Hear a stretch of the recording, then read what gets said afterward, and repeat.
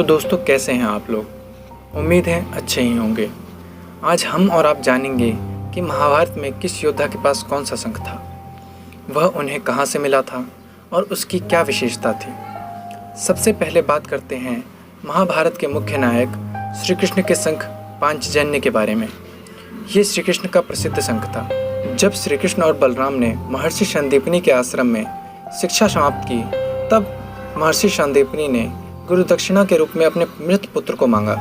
तब दोनों भाई समुद्र के अंदर गए, जहाँ श्री कृष्ण ने शंखाचूर्ण नाम के असुर का वध किया। तब उसके मरने के बाद उसका शंख शेष रह गया था, जो श्री कृष्ण ने अपने पास रख लिया। वहीं आज पांचजन्य के नाम से प्रसिद्ध हुआ है। गंगनाभ, यह गंगा पुत्र भीष्म का प्रसिद्ध शंख था, जो उन्हें उनकी माता गंगा से प्राप्त हुआ था। गंगनाभ का अर्थ होता है गंगा की ध्वनि, और जब भीष्म इस शंख को बजाते थे, तब इसकी भयानक ध्वनि शत्रुओं के हृदय में भय उत्पन्न कर देती थी। महाभारत युद्ध का आरंभ पांडवों की ओर से श्री कृष्ण ने पांचजन्य और कौरवों की ओर से भीष्म ने गंगनाभ को बजाकर ही की थी। हिरण्यगर्भ, ये सूर्यपुत्र कर्ण का शंख था। कहते हैं ये शंख उन्हें अपने पिता सूर्यदेव से प्राप्त हुआ था।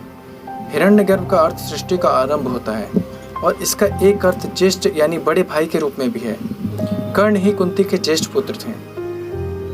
अनंत विजय, यह महाराज युधिष्ठिर का शंख था, जिसकी ध्वनि अनंत तक जाती थी।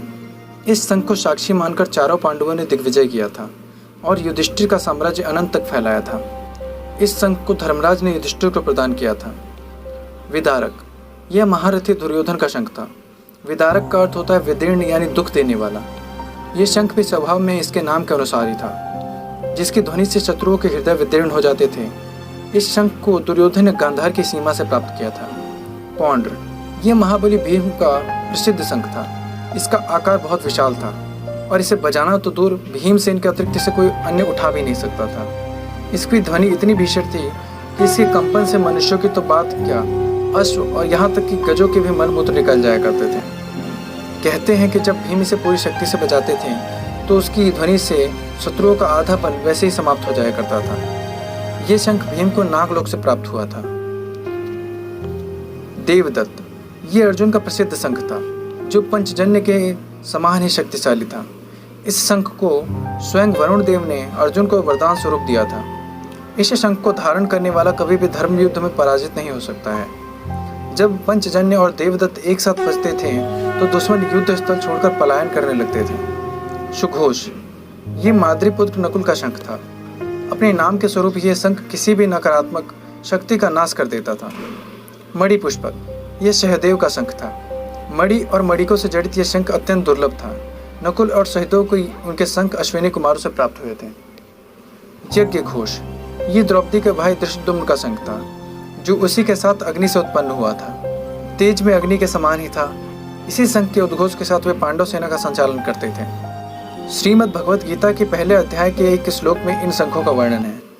पांचजन्यम ऋषिकेशो देवदत्तम धनंजय पौंड्रम दद्मो महाशंखम भीमकर्मा वृकोदरम अनंत विजयम राजा कुंतीपुत्रो युधिष्ठिर नकुल सहदेवश्च सुघोषमणि पुष्पको।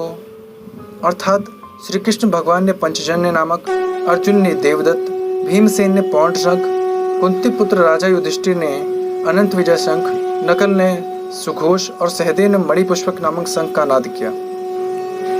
अगर आपको यह जानकारी अच्छी लगी तो प्लीज़ मुझे कमेंट करके बताएं, वीडियो को लाइक करें और चैनल को सब्सक्राइब अवश्य करें।